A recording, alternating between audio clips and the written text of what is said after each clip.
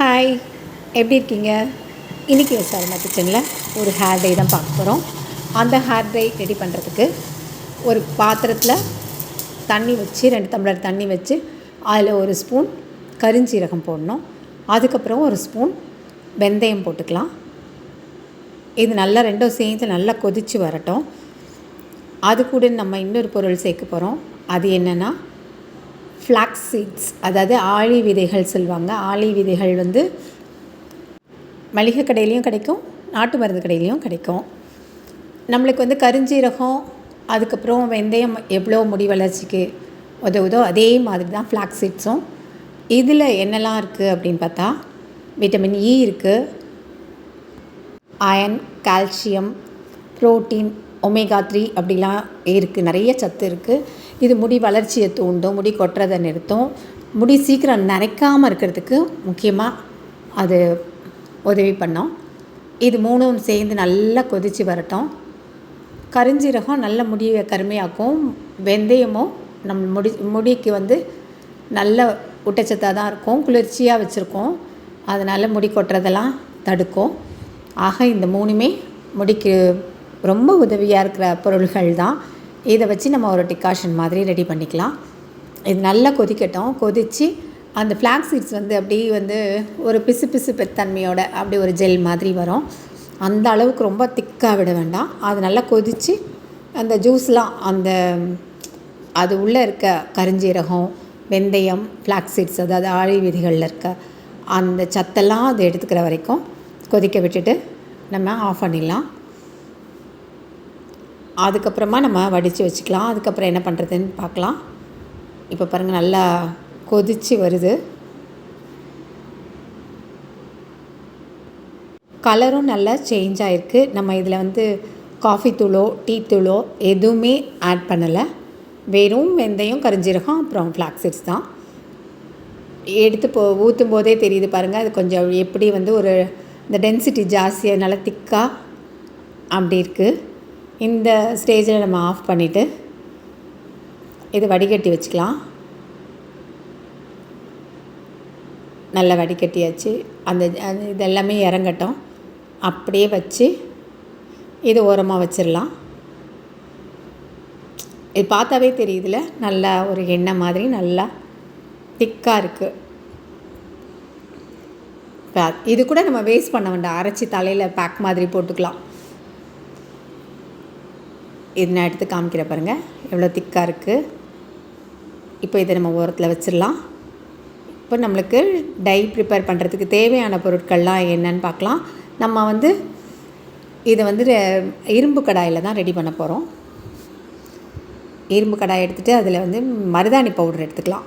Henna powder, நல்ல சுத்தமான henna powder எடுத்துக்கலாம். அது 2 ஸ்பூன் எடுத்துக்கலாம். அதுக்கப்புறமா நெல்லிக்காய் பவுடர், நெல்லிக்காய் ஆம்லா பவுடர்னு கேட்டால் கிடைக்கும், அது 1 ஸ்பூன் மட்டும் எடுத்துக்கலாம். அதுக்கப்புறமா கடுக்காயும் அப்படி நல்லா ஒரு கரை பிடிக்கும். அப்போது நம்ம நேச்சுரலாக இந்த ஒயிட் ஹேரில் அந்த ஒரு கரை பிடிக்கும்போது அது கருப்பாக மாறுறதுக்கு நிறைய சான்சஸ் இருக்குது. ஆக மருதாணி பவுடர், நெல்லிக்காய் பவுடர், கடுக்காய் பவுடர் 3 பவுடரும் எடுத்துருக்கோம். நல்லா அதை மிக்ஸ் பண்ணிடலாம். இதோடு நம்ம எடுத்து வச்சுருக்க இந்த கருஞ்சீரகம், வெந்தயம் போட்டு ஃப்ளாக்ஸ் சீட்ஸ் போட்டு எடுத்து வச்சுருக்க லிக்விடை கொஞ்சம் கொஞ்சமாக ஊற்றி நல்லா மிக்ஸ் பண்ணணும். இது கட்டிகள்லாம் இல்லாமல் நல்லா கரைச்சி விட்டுறணும். நல்லா கரைச்சிடலாம். கொஞ்சம் கொஞ்சமாக ஊற்றலாம். இதுவுமே ஏற்கனவே கொஞ்சம் திக்காக இருக்குது, அதனால் கொஞ்சம் கொஞ்சமாக ஊற்றி நல்லா கலந்து விட்டுடலாம். நம்மளுக்கு முடி பெரிய முடி 2 பேருக்கு போடணும் அப்படின்னா எக்ஸ்ட்ரா அந்த மாதிரி போட்டுக்கலாம். இப்போ நான் போட்டிருக்கிறது 2 ஸ்பூன் மருதாணி பவுடர், 1 ஸ்பூன் நெல்லிக்காய் பவுடர், 1 ஸ்பூன் கடுக்காய் பவுடர், இந்த 3 தான் போட்டிருக்கேன். இப்போ நெல்லிக்காய் பவுடர் தனியாக இல்லை, கடுக்காய் பவுடர் தனியாக இல்லை, திரிபலா சூர்ணம் வந்ததுன்னா அது போட்டுக்கலாம். திரிபலா சூர்ணம்ன்றது நெல்லிக்காய், கடுக்காய், தாண்டிக்காய் 3 சேர்ந்தது. அதுவும் முடி வளர்ச்சிக்கு முடிக்கு நல்லா ஸ்ட்ரென்த்து கொடுக்கும், வளர்ச்சிக்கு உதவும், நல்ல கருமையாக ஆக்கும், நிறையெல்லாம் மாற்றிடும். அதுக்காக நம்ம அதை சேர்த்துக்கலாம்.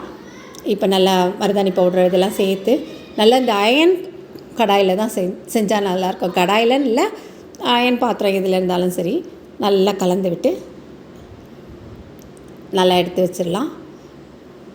நம்மளுக்கு எவ்வளோ தேவையோ அவ்வளோ அந்த லிக்விடை ஊற்றிக்கலாம். கொஞ்சம் கொஞ்சமாக சேர்த்துக்கணும். பத்தலைன்னா திருப்பி ஊற்றிக்கலாம். நல்லா கலந்து விட்டு அப்படியே எடுத்து வச்சிட வேண்டியது தான். இது நல்ல ஒரு ஹேர் டை கன்சிஸ்டன்சிக்கு வர வரைக்கும் நல்லா கலந்து விட்டு கிண்டி அதை அப்படியே ஓவர் நைட் வச்சிடலாம். வச்சுருக்கும்போது தான் அந்த மருதாணி இந்த இரும்பு கடாயில் சேரும்போது நல்லா ஒரு கருமையான நிறம் கிடைக்கும். அது எப்படி வருதுன்றதை நம்ம பார்க்கலாம். இப்போ நல்லா கலந்து விட்டாச்சு. இப்போ என்ன பண்ணலாம், நல்லா மூடி வச்சிடணும். காற்று போகாமல் நல்லா டைட்டாக மூடி வச்சிட்டோம் அப்படின்னா நல்லா ரெடி ஆகிடும் ஹேர் டை. இப்போ அப்புறமா ஒரு 8 மணி நேரம் வச்சுருந்துட்டு எடுத்து பார்க்கலாம். எடுத்து பார்த்தோம்னா பாருங்கள் எப்படி ஒரு கலர் மாறி இருக்குது அப்படின்ட்டு. நல்ல கருமை நிறம் வந்திருக்கு. இதை நல்லா கலந்து விட்டுக்கலாம். கலந்து விட்டுட்டு நல்ல கருப்பாக தான் இருக்கும். இதை நம்ம முடியில் போட்டுக்க வேண்டியது தான். எங்கெல்லாம் வெள்ளை இருக்கோ போட்டுக்கலாம், இல்லைன்னா முழுசுமாக கூட போட்டுக்கலாம்.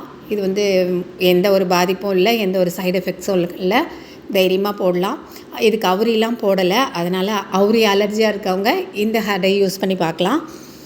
இது ஒரு ஹேர் பேக் மாதிரியும் போட்டுக்கலாம். இப்போ நம்ம போடுறதுக்கு முன்னால் கொஞ்சம் தயிர் போட்டுக்கலாம், ட்ரை ஆகாமல் இருக்கும். அப்படி தயிர் கட்டியான தயிர் இல்லை அப்படின்னா இந்த இருக்கவே இருக்குது ஆலோவேரா ஜெல் இருந்ததுன்னா அதையும் போட்டு நல்லா கலந்து விட்டுட்டு நம்ம போட்டுக்கலாம். நல்ல முடியை கொஞ்சம் கொஞ்சமாக எடுத்து ஃபுல்லாக மேலேருந்து கீழே வரைக்கும் நல்லா தேய்ச்சி போட்டு வச்சுக்க வேண்டியதான். வச்சுருந்துட்டு ஒரு 2 மணி நேரம் கழித்து நம்ம வாஷ் பண்ணிக்கலாம்.